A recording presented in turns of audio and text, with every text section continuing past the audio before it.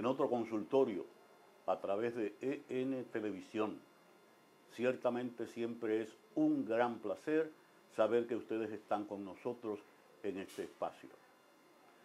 Hoy tenemos un invitado importante, un invitado que nos va a hablar de muchas cosas importantes y algunas de ellas que están muy en el tapete en el aspecto de la salud.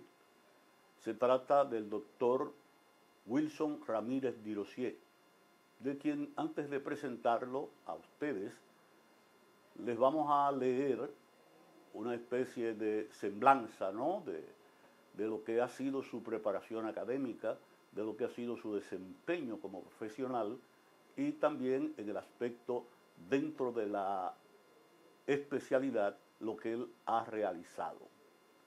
El doctor Wilson Ramírez Dirosier es doctorado en medicina en la Universidad Autónoma de Santo Domingo. Hizo cardiología internista en la Universidad Nacional Pedro Enrique Sureña. Fellow en medicina crítica cardiovascular y cirugía cardíaca en el Instituto Nacional de Especialización por Competencia, INC, de México. Fellow del Colegio Americano de Cardiología y la American Heart Association. Miembro de la Sociedad Europea de Cardiología y Sociedad Europea de Hipertensión Arterial. Además, máster en lípidos y arteriosclerosis. Profesor instructor y pasado coordinador de la residencia de cardiología en el Hospital del Seguro Social y jefe de residentes de cardiología en el 1992. Fue profesor de farmacología y terapéutica cardíaca vascular en la Universidad INTEC. Es jefe de la unidad cardiovascular y cirugía cardíaca del Hospital Universitario Secanot.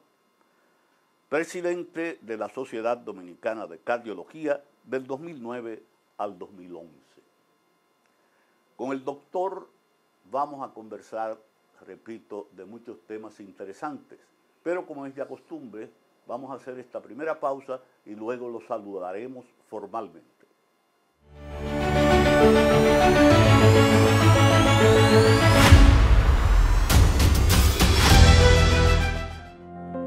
En Cediza siempre me han brindado una sonrisa, sin importar día ni hora. Sé que puedo contar con ellos porque me han dado el bien más preciado, mi salud. Cada estudio que me he hecho ha aumentado mi calidad de vida. Con más de 350 estudios y 400 pruebas de laboratorio, en Cediza puedes asegurar tu bienestar. Cediza, en la salud siempre contigo.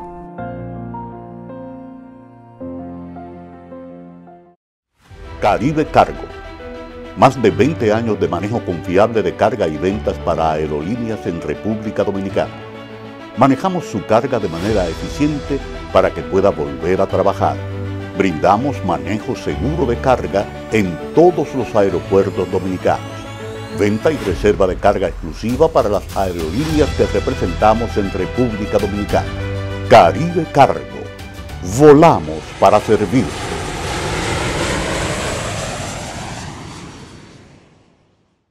ML Import. Importadores y exportadores. Calle Sánchez Valverde, número 45 en Villa Consuelo, Santo Domingo, Distrito Nacional. Teléfono 809-684-6183.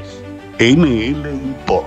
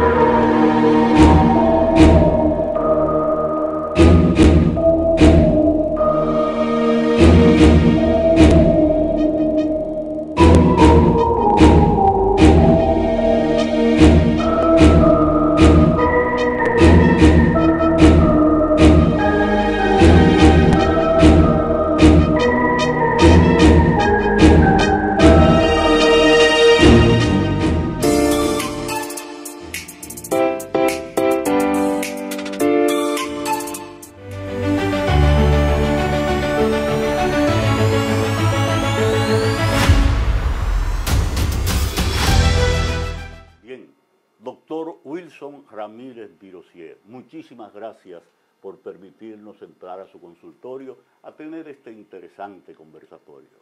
Bueno, buenas tardes, Johnny. Un placer tenerte aquí, contribuir con los conocimientos científicos en tu programa, que siempre son interesantes, y sobre todo discutir temas de actualidad que le interesa a la población dominicana en general. Así mismo es. Y quiero que entremos de inmediato en un tema que está muy actual. En los últimos meses, quizás, se han producido fallecimientos, sobre todo entre mujeres jóvenes, atribuidos, y digo atribuidos porque yo no le hice una experticia, ni mucho menos, y hay rumores que no, que fue esto, que fue lo otro, pero se habla de muerte por infarto, inclusive muerte súbita. ¿Cuál es su opinión acerca de ese tema? Yo quiero que usted le explique a los amables televidentes qué es eso de muerte súbita y que por qué, un paro cardíaco. Explíqueme.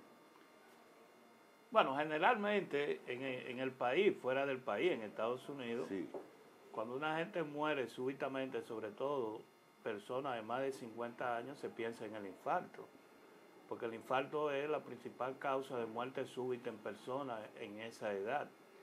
La fibrilación ventricular y la parada cardíaca son los elementos que en las primeras 24 horas de un dolor de pecho producen la muerte del paciente.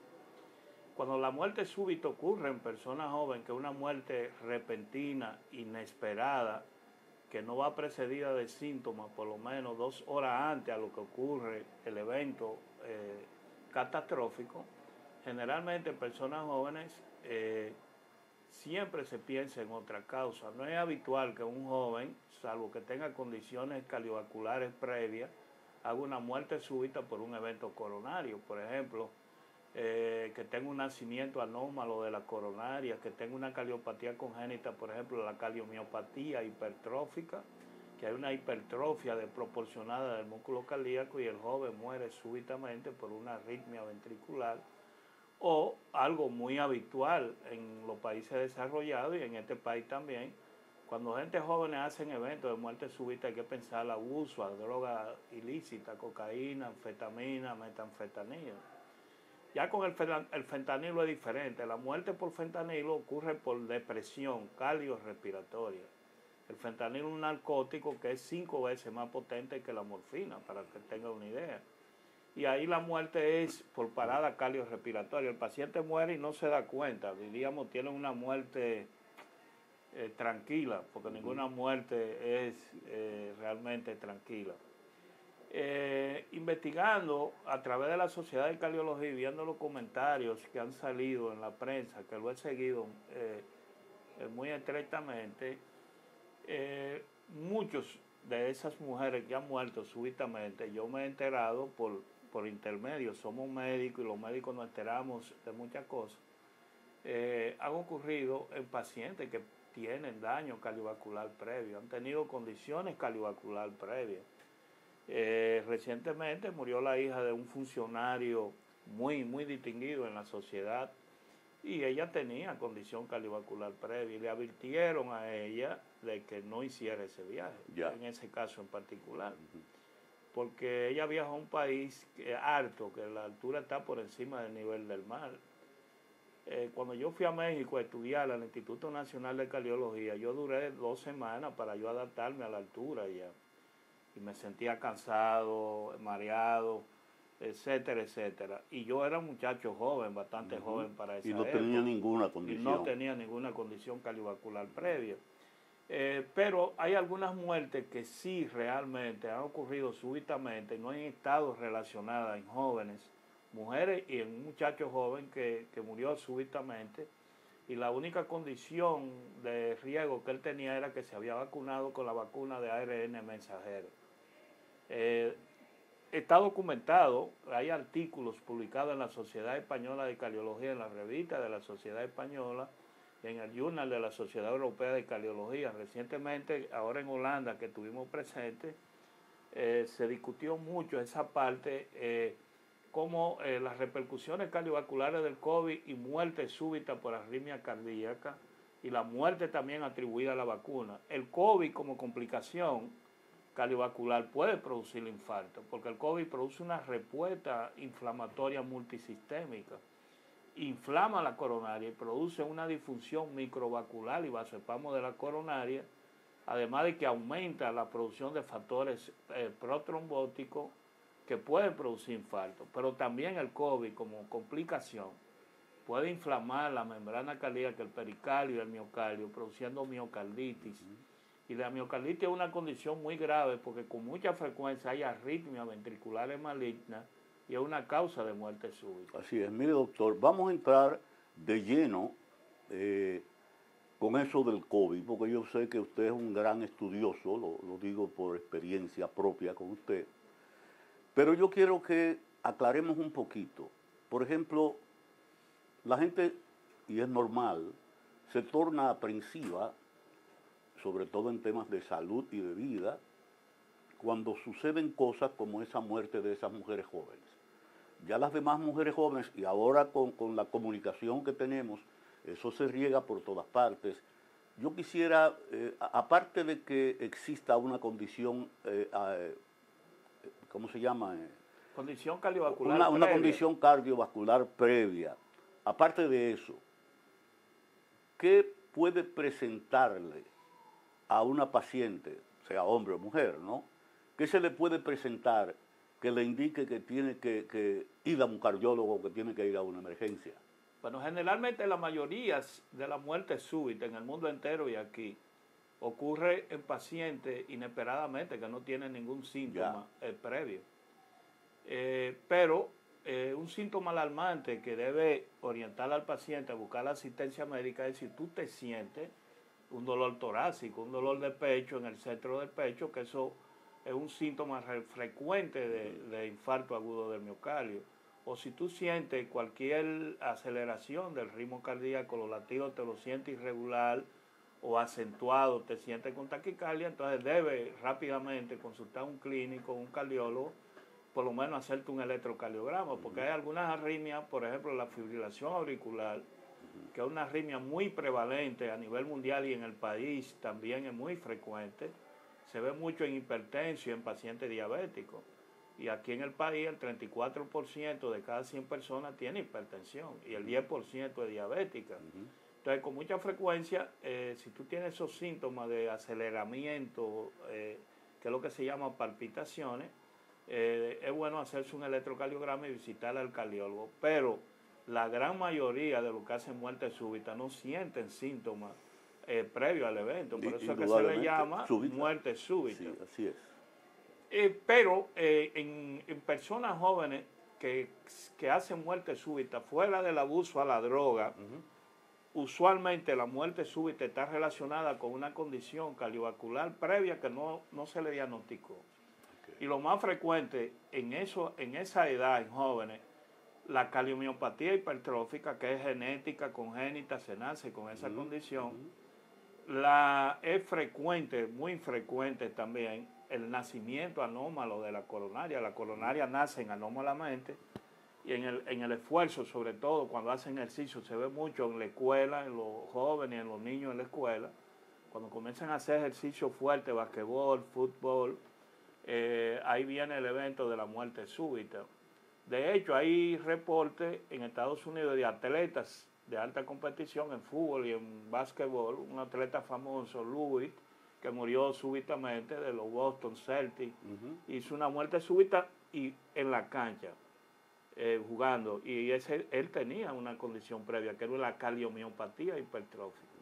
Entonces, en los jóvenes muy frecuente la cardiomiopatía hipertrófica y en niños una variante de cardiomiopatía, que es lo que se llama la cardiomiopatía arritmogénica del ventrículo derecho, que también es una condición hereditaria que se hereda, que se nace con eso y tú se la puedes transmitir al hijo.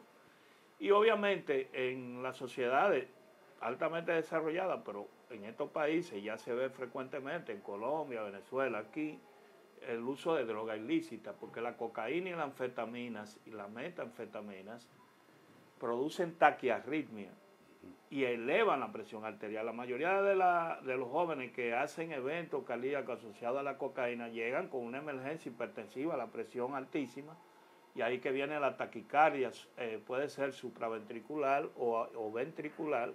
Generalmente la taquicardia maligna es la ventricular, que el corazón se para en diástole y el joven pierde el conocimiento súbitamente y cae al suelo y muere repentinamente. Si no da la oportunidad de que uno pueda revertir la arritmia. Y en los casos de cocaína es frecuente la muerte súbita por taquiarritmia ventricular. Y también porque hacen infarto agudo del miocardio. Yo hice una investigación que la publiqué cuando estaba de jefe de la unidad cardiovascular y coronaria del Instituto de Cardiología. La publicamos, ganamos un premio internacional con esa investigación que se llamaba Infarto en personas jóvenes. Para esa época que yo estoy hablando de la investigación, que estamos hablando por el 95, 1998, muchos de esos jóvenes tenían nacimiento anómalo de la coronaria. Detectamos algunos casos de cardiomiopatía hipertrófica y para la época tuvimos reportes ya de jóvenes que estaban universitarios en universidades privadas de este país que reportaron condición de que usaron cocaína, droga. Y ahora es un problema epidémico aquí en el país. O sea, en el país y en el mundo, pero como estamos aquí en República Dominicana, el consumo de droga aquí, todo el mundo sabe que eso se ha duplicado por todos los frentes y por todas... Así es, lamentablemente. Lamentablemente. Entonces, en jóvenes es una condición número uno que uno debe de pensar, que haya usado droga. También hubo reportes antes del COVID, en la etapa pre-COVID, 2017-2018, yo hice una investigación que también la publiqué en el Journal de la Sociedad Dominicana, en el Archivo Dominicano de Cardiología, que es el Journal de la Sociedad Dominicana de Cardiología, y también lo presenté en un congreso internacional en Panamá, de muerte en personas jóvenes o eventos paradas súbitas en personas jóvenes y muerte súbita relacionadas directamente en ese momento los factores que encontramos y que se documentó, jóvenes que consumían bebidas energéticas, se iban de parranda y después utilizaban sildenafilo. Y esa era una condición que provocó infarto en la investigación, infarto y muerte súbita, presumiblemente para nosotros por arritmia ventricular, porque no se documentó, si tú no dio tiempo a que ellos llegaran vivos a los hospitales, llegaban ya muertos cuando llegaban a los servicios. Pero haciendo una investigación retrospectiva de su historial clínico, apliqué un protocolo bien establecido, se documentó mucho esa condición de consumo de alcohol, esta bebida energética que se usan mucho. Recuerdo un caso de un estudiante de Inter precisamente que lo llevaron de la universidad al Instituto de Cardiología, como queda cerca, y llegó ya en parada cardíaca que no se pudo recuperar. Y él estaba en periodo de examen y había consumido este tipo de bebida energética. En ese caso no se documentó que había consumido de cocaína o anfetamina. Pero definitivamente que el abuso, aquí hay un abuso de sildenafilo en gente jóvenes, claro que sí, sin necesidad de porque tengan que usar ese tipo de medicamentos. Entonces, alcohol de más, y ese es un factor que también puede inducir la arritmia y como consecuencia de la arritmia producir muerte súbita, muerte súbita inexplicada en un paciente que nadie conoce, que tiene enfermedad cardiovascular previa. Ya, mire, y redundando en el mismo tema, no se han hecho estudios acerca de jóvenes que se han hecho adictos a los gimnasios y adictos al consumo de anabólicos, esteroides. Ese es otro factor. Eso es otro factor. Ese es otro factor, claro. Sobre todo que aquí no hay vamos a decir, y me excusan, no hay la profesionalidad, creo yo, por lo menos en la mayoría de los gimnasios, no existe la profesionalidad para decirle a uno que va a ingresar que se haga un chequeo cardiovascular, que se haga tal prueba, que se haga un doping. No, nada. Y lo que hacen es darle anabólico y darle muchísimas cosas, ¿no? Claro, claro. Como parte del negocio. Sí, es parte del negocio, una pero correlación, eso está documentado venta, también. Sí, también. O sea, por ejemplo, aquí el consumo, obviamente la práctica de deporte se ha incrementado enormemente en el país. Yo mismo voy temprano, 3 días a la semana al mirador y camino mucho. Y veo una gran cantidad de mujeres, sobre todo muchas mujeres que quieren estar físicamente en condiciones óptimas. Van a los gimnasios. Se abusa de una serie de productos anabólicos, proteínas y hasta beben bebidas energizantes para estar... Todo. Y ese es un cóctel que también tiene consecuencias cardiovasculares, a la predisposición, a la taquicardia, a la taquiarritmia. Y podría en cualquier momento haber un evento de muerte súbita relacionado con ese tema. No debe una persona, aunque sea relativamente joven, de ir a hacer ejercicio en un programa de ejercicio de gimnasio sin por lo menos visita a un clínico, un cardiólogo que te haga una ocultación, te tome la presión, un electro, porque ya con esos elementos simples tú puedes descartar el 90% o 95% de condiciones que podían producir muerte súbita. Si tú ves que un joven te visita y tú le oyes un soplo aórtico, tiene una estenosis de válvula aórtica. Y en un ejercicio extremo, en un paciente con una estenosis congénita de válvula aórtica, que la condición más frecuente es la válvula aorta bicúspide, puede morirse súbitamente haciendo ejercicio, porque precisamente la mitad de la muerte en pacientes con enfermedad, obstrucción de la válvula aórtica es por arritmia. Y mueren súbitamente porque hacen una parada cardíaca súbita, un arresto cardíaco relacionado con arritmia cardíaca. Y eso con una simple ocultación se detecta. Por ejemplo, en la NBA y en Europa hubo una controversia ahí antes de COVID, ahí en el 18, 17, sobre si había que hacerle un chequeo completo a los atletas, a todos los atletas, que incluya, por ejemplo, no solamente que lo examine el cardiólogo y un electro, sino hacerle un ultrasonido cardíaco con una ecocardiografía. Pero eso tiene un costo. Pero los atletas, por lo menos, los atletas de alta competición en fútbol, en básquetbol y en béisbol en Estados Unidos, los someten antes de firmar contratos millonarios a una evaluación cardiovascular completa que incluye una prueba de esfuerzo. Porque si tú corres, lo ponen a correr en una banda, en una prueba de esfuerzo, para ver el comportamiento y el rendimiento cardíaco con la prueba de esfuerzo. Exactamente. Por ejemplo, yo tuve un caso acá en mi oficina privada de un muchacho joven que él ingresó a la academia militar. Él ya estaba cadete de tercer año, ya para su cuarto año. Y los médicos militares le detectaron que tenía en un chequeo que él sintió como una pulsada precordiales. Cuando le examinaron, vieron un electro anormal. Le hicieron ecocardiograma y tenía una cardiomiopatía hipertrófica. Y le dijeron que él ya no podía seguir, y eso le creó una frustración. Los familiares me visitaron privadamente a mí para oír la opinión, y yo le dije, no, es cierto, o sea, tiene una cardiomiopatía hipertrófica. Y la pregunta fue, si él sigue haciendo ejercicio, ¿puede morirse súbitamente? Claro que sí, que puede morirse, con mucha probabilidad de que pueda hacer una muerte súbita.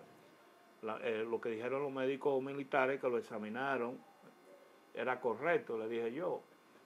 Y hay un caso controvertido en la literatura cardiológica de un atleta que en Estados Unidos, cuando él iba a renovar su contrato de baloncesto, un cardiólogo le dijo, usted tiene una cardiomiopatía hipertrófica, usted se puede morir súbitamente, no debe seguir jugando. Imagínate, iba a firmar un contrato millonario, él se fue a otro hospital prestigiado de Estados Unidos.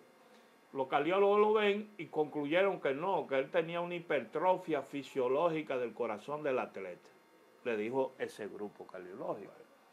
Obviamente, dos opiniones, una que dice cardiomiopatía hipertrófica, que es genético, se nace con eso, y uno que dice que es como respuesta. Exacto. Y eso tiene una diferenciación bien clara, hay criterios bien definidos, cardiológicos, de una y otra.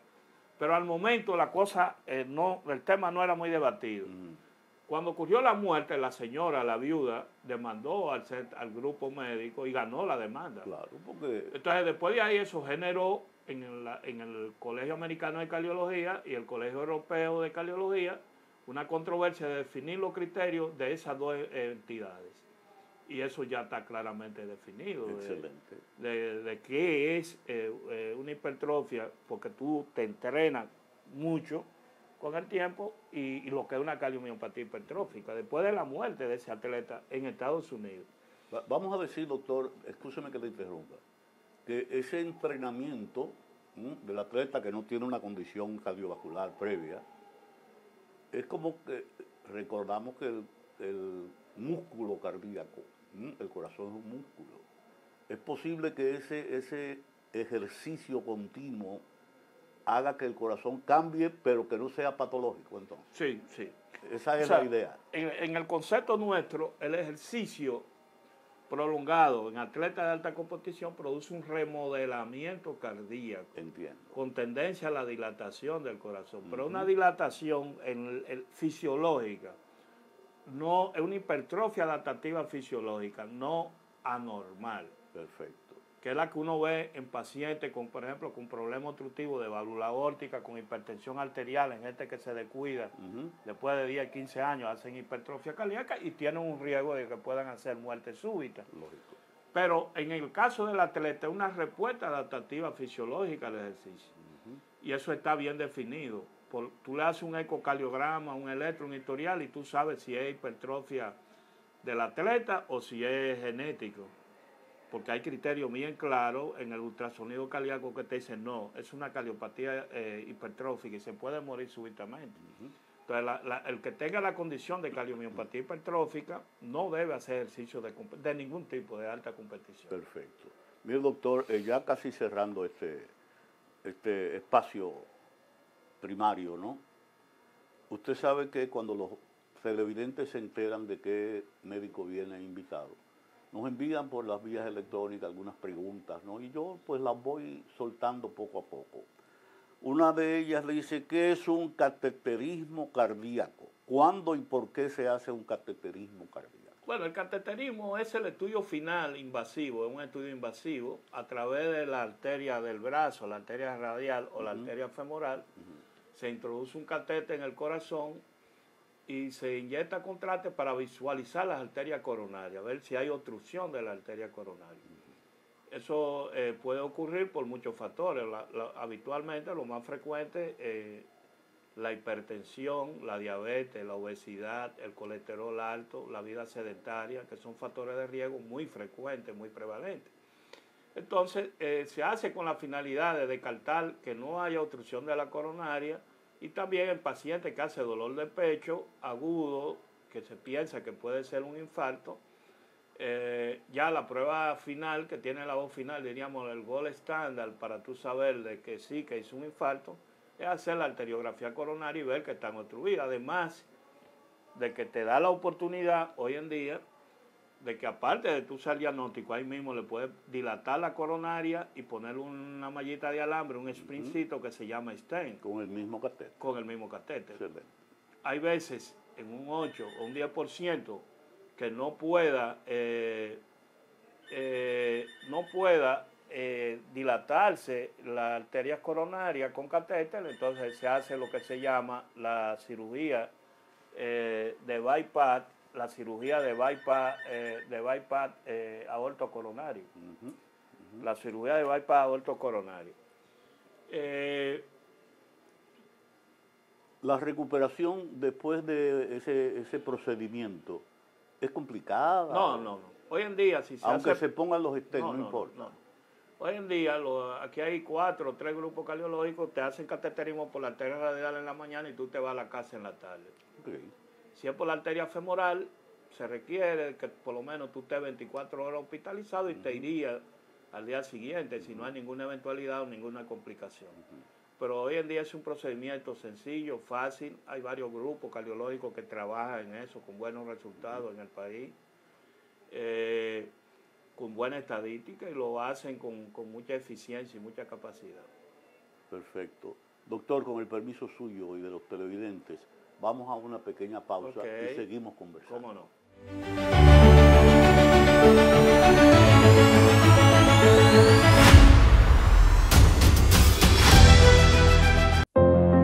Recuerdo la primera vez que entré a Cediza, hace más de 20 años.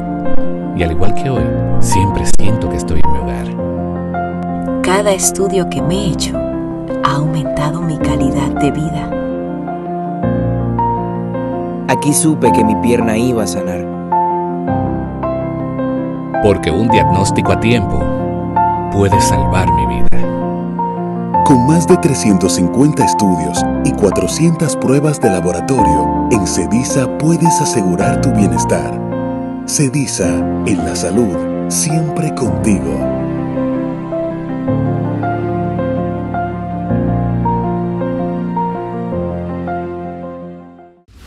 Caribe Cargo.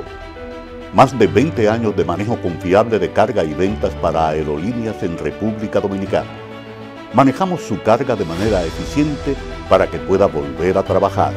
Brindamos manejo seguro de carga en todos los aeropuertos dominicanos. Venta y reserva de carga exclusiva para las aerolíneas que representamos en República Dominicana. Caribe Cargo. Volamos para servir.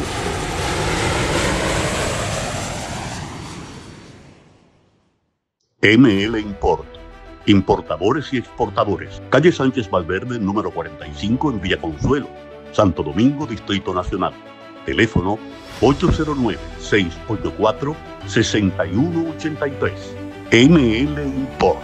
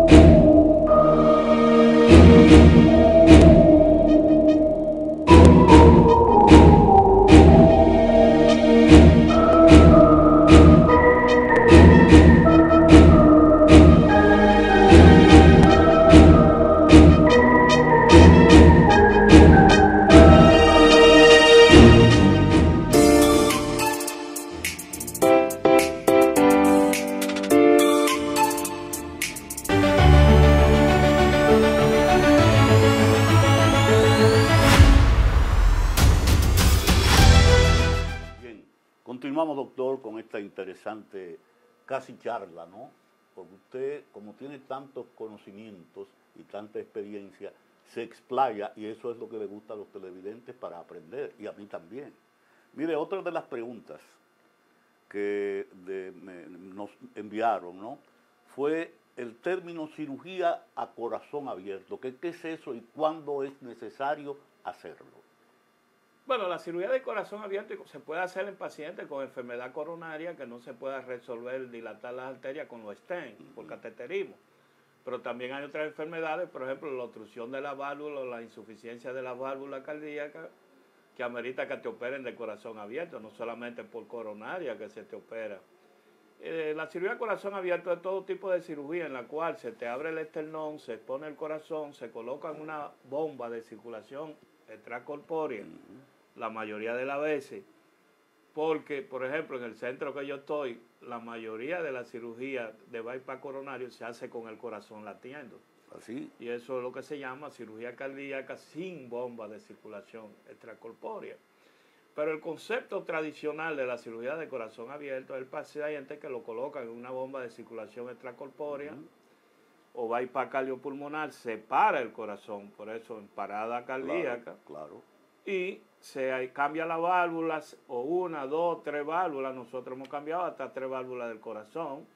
O tú pones los bypass, o si hay un defecto genético, por ejemplo, en algún orificio, lo que se llama una comunicación interauricular o interventricular, se cierra el orificio y luego que tú terminas la cirugía, tú vuelves y desconectas al paciente del bypass, que eso se va haciendo gradualmente, incluso hay veces que hay que darle choquecito eléctrico directo al corazón, como si fuera aplicarte descarga eléctrica cuando tú estés en paro cardíaco, lo único que aquí es directo, con unas paletitas chiquitas, se le da descarga eléctrica al corazón y el corazón comienza a latir.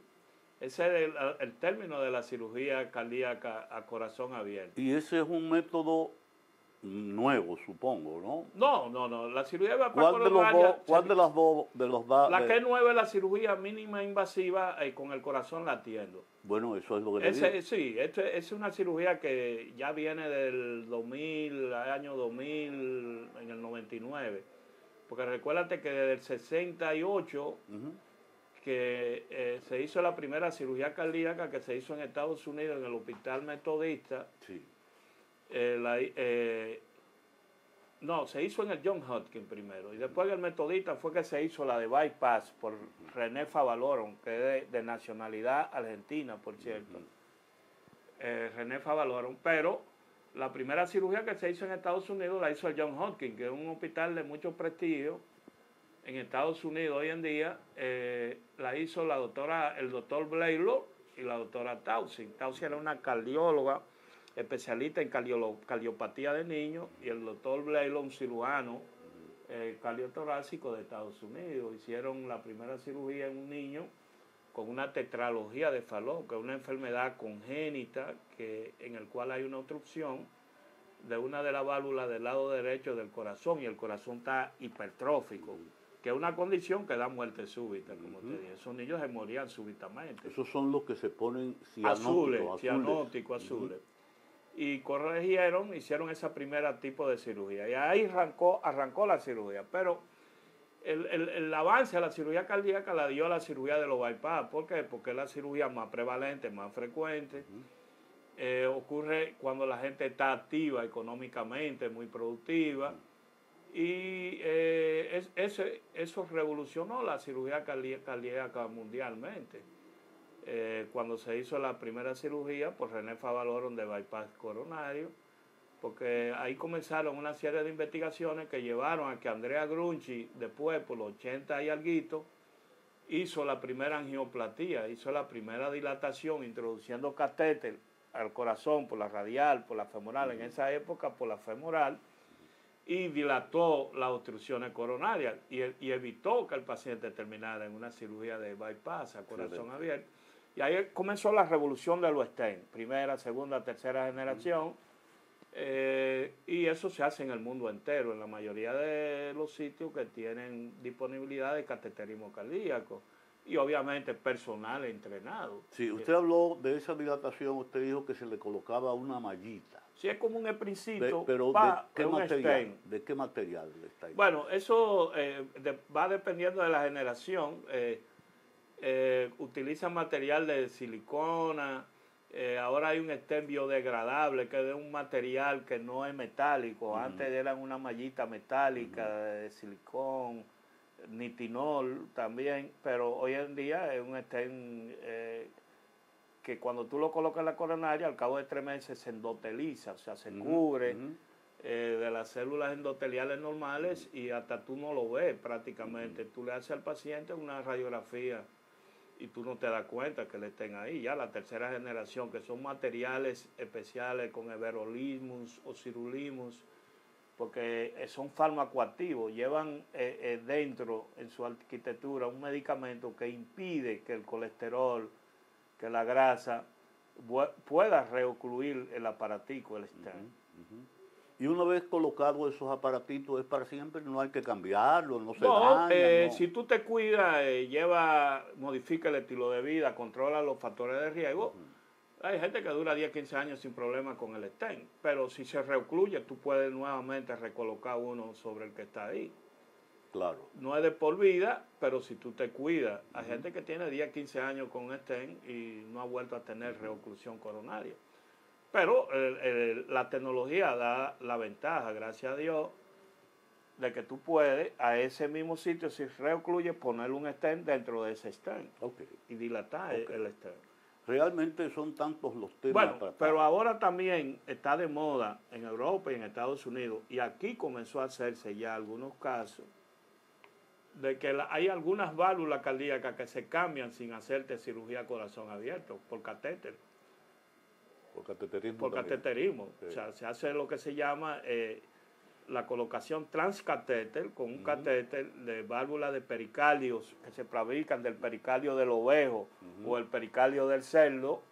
Aquí hay una fábrica de un laboratorio internacional que fabrica la Edward, que hace válvulas de pericardio del ovejo. Entonces, a través de un catéter, esas válvulas se colocan en el corazón, sin abrirte el corazón, sin colocarte en bomba de circulación extracorpórea y sin someterte a la cirugía del corazón a la abierto. cirugía de corazón abierto con catéter. Se puede cambiar la válvula aórtica, la válvula mitral y ya también cambian la válvula pulmonar y están trabajando ahora, vi investigaciones ahora en el Congreso Europeo de que con catéter están colocando anillos cuando hay dilatación o insuficiencia de la válvula tricúspide. Excelente. O sea, ya están trabajando en las 4 válvulas del corazón.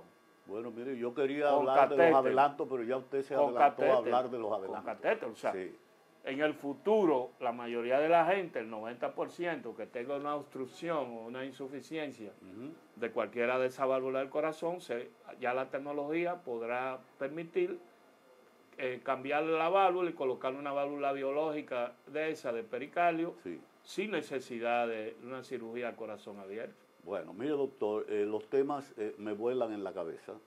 Usted ha mencionado el colesterol varias veces y yo quería hablar con usted también del colesterol, pero eso coge mucho tiempo. Sí, eso Vamos tiene a tener que ser hacer otro programa. Otro programa día. para pero hablar yo del quiero colesterol. que usted finalice el programa, que el tiempo que nos queda, hablándonos precisamente de lo que yo lo aguanté ahorita, porque yo sé que usted ha hecho muchas investigaciones. Esas secuelas cardíacas del COVID y de las vacunas, ¿qué tan comunes son? ¿Cuál es la casuística que usted conoce? Y Mira, ciertamente si los estudios que se han hecho han sido serios. Claro, claro. La Sociedad Europea publicó el estudio más grande hecho en España. 8% del personal sanitario, médico, enfermera, técnico, en España, que atendía a toda esa avalancha de pacientes cuando la crisis del COVID, hizo como complicación del virus del COVID, lo adquirieron, hicieron miopericarditis aguda. Un 8% es bastante. Un 8 es mucho. Un 8%. A todos esos pacientes ellos le hicieron una técnica que diagnostica eso inmediatamente, que la hay en el país, la resonancia magnética de alta resolución, y hicieron el diagnóstico y biopsia también. A esos pacientes se tratan con esteroides, sobre todo desametasona y un inhibidor de interleuquina 6, y todos se recuperaron, ninguno murió, afortunadamente. Ahora bien, ¿qué pero es etiología? frecuente. ¿Pero qué etiología tiene esa patología? Normalmente sin COVID. Sin COVID. Ajá. Es relativamente frecuente ver pericarditis aguda, pero subaguda, no miocarditis tan frecuente.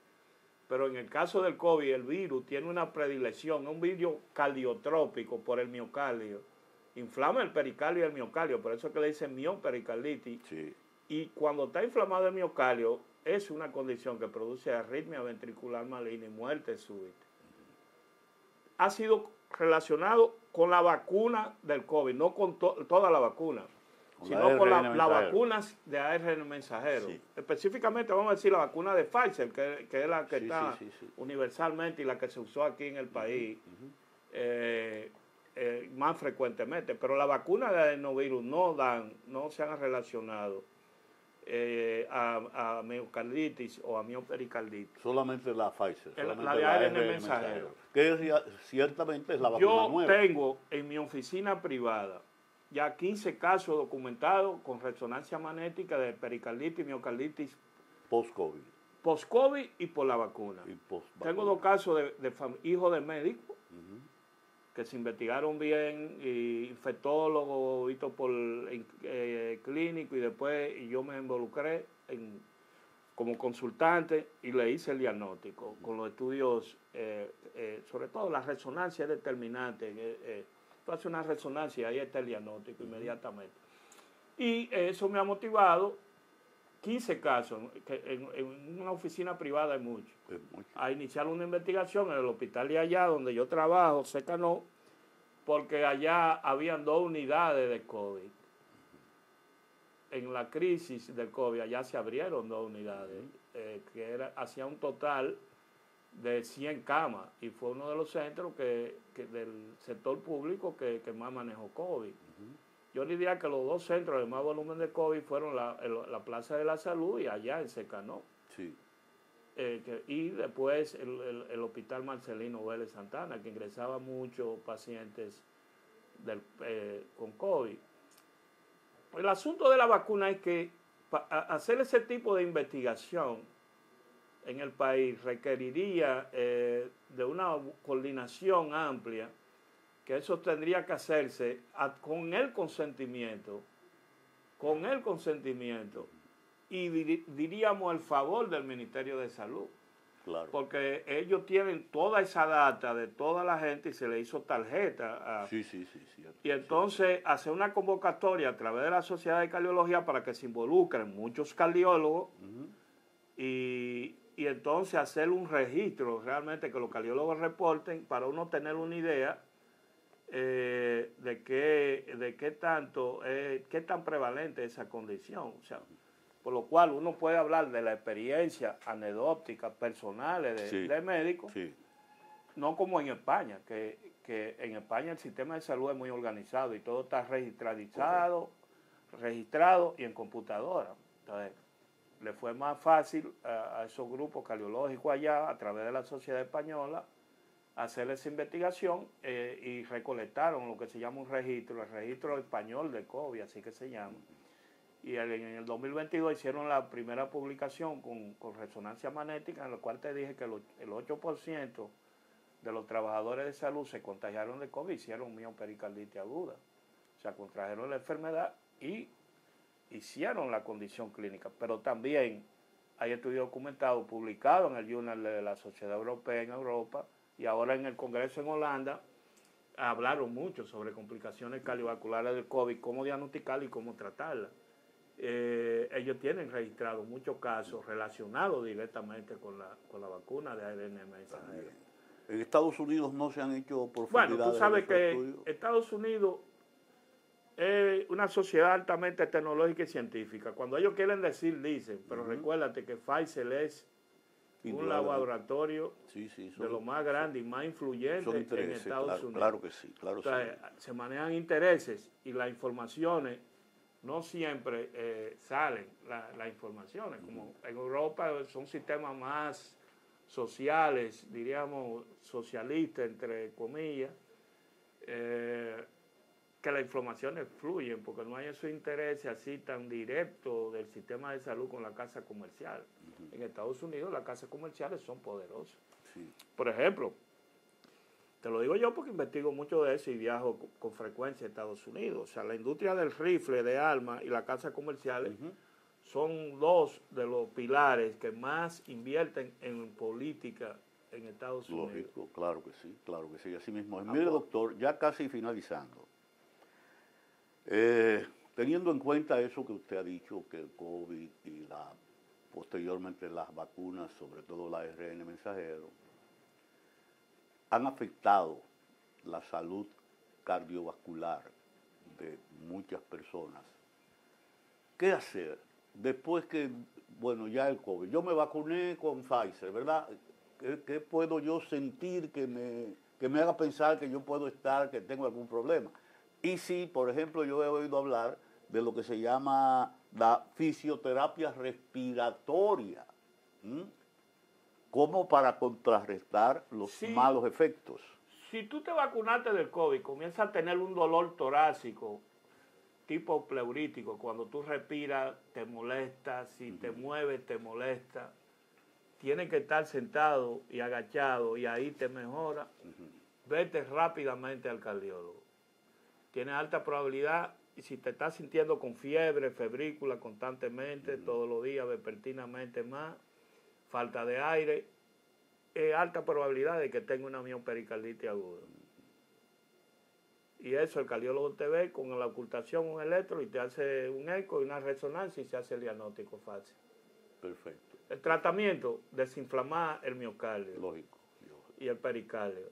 Y ahí la mejor droga para hacer eso son los esteroides, específicamente el estudiado en esa particular, ahí en particular la dexametasona. La dexametasona. Posteriormente, si se requiere una pauta más prolongada, prednisona. Pero el esteroide más estudiado fue la dexametasona, por vía oral y por vía endovenosa. Y los inhibidores de la interleuquina 6, que lo hay disponible en el país, un poco caro, que también se usó como en la fase activa del COVID, que producía beneficio. Después se descubrió cuando se hicieron estudios randomizados, doble ciego, que no reducía mortalidad. Okay. Los inhibidores de la interleuquina 6 no reducen mortalidad en el COVID. Después aquí que se puso y hablan mucho, y Puerto Plata, un grupo de médicos, sí. Ivermectina, lo más... Sí. Cuando hicieron en Europa y en Estados Unidos los estudios doble ciego controlados, sí. se descubrió que tampoco la ivermectina reduce mortalidad. Así mismo, lo recuerdo perfectamente. Doctor, lamentablemente no tenemos más tiempo y quiero que en este último minuto que nos queda, segundos casi, usted dé alguna recomendación a los amables televidentes para que conserven su salud cardíaca. Bueno, yo les recomendaría controlar los factores de riesgo estrictamente, sobre todo en los jóvenes. Yo les recomiendo alejarse del aspecto de la droga ilícita, que es un factor de muerte súbita. Si va al gimnasio, que se haga un chequeo cardiovascular, un clínico, un cardiólogo, te hace un chequeo, una ocultación, un electro, ya te elimina el 90% de condiciones cardíacas que te pueden matar súbitamente. Y si tú has sido vacunado o has tenido COVID, comienza a cansarte, te falta el aire, todo, te fatiga mucho, sientes dolor torácico, mucho más razón para que tú visites un cardiólogo, que te haga una buena evaluación, estudio de ultrasonido cardíaco y descartar que no tenga una miopericarditis, que es algo que se puede hacer fácilmente, óyeme, en este país y en toda parte del mundo. Ya. Bueno, África es otra cosa, estoy hablando en este país, sí. Por todos los lados hay un ecocardiógrafo, claro, se puede hacer un eco. Sí, claro que sí. Y hay muchos centros que pueden hacerte una resonancia y los seguros cubren esos estudios. Así es. Sin ningún costo. Y ya con eso se elimina ese riesgo de que tú puedas morirte súbitamente. Y una última recomendación que la hizo la Sociedad de Cardiología hace 3, 4 días, donde solicitaban que esos casos de muerte súbita en jóvenes se le hiciera necropsia. Porque la única forma de realmente tú saber si murió o no murió de un infarto es con la necropsia, de que por ley se implementara. Yo estoy de acuerdo que se hiciera por ley, que toda persona joven que muriera así, que le hagan necropsia. No solamente a jóvenes, sino en ciertas condiciones inesperadas, sí, o inexplicadas. Pero en este caso, a jóvenes, en este caso se plantea a los jóvenes, ¿verdad? Porque no está supuesto que un joven se muera de un infarto si no hay una condición cardiovascular previa. Yo estoy de acuerdo con esa idea de la sociedad, que fue discutida. La sociedad tiene un comité de arritmia, de expertos en temas de arritmia, se llama el Comité de Arritmia y Electrofisiología. Tienen muchos consejos, comité. Hay comité de enfermedad coronaria, comité de hipertensión, comité de la mujer, la enfermedad de la mujer, excelente, comité de cirugía cardíaca, comisión de cirugía cardíaca, y son gente que saben lo que están hablando. Claro. Ojalá además, que siga es una sociedad, claro, ojalá todas las sociedades hagan eso. Claro, correcto. Y eso es lo que diría finalmente, pero como vuelvo y te digo, algunos de esos casos nos hemos enterado, tenían condiciones cardiovasculares previas. Y hubo un caso que fue por otra causa. Así es. Eso que no vamos a decirle el hecho por razones de respeto. De ahí viene la sugerencia de la sociedad, que se le haga necropsia. Doctor, encantado, un placer tenerlo por acá. Está bien. Se nos quedaron muchísimas cosas. Bien. Cualquier día de esto nos juntamos de nuevo. Está bien, y a ustedes, nada, será hasta la próxima, si el Señor lo permite.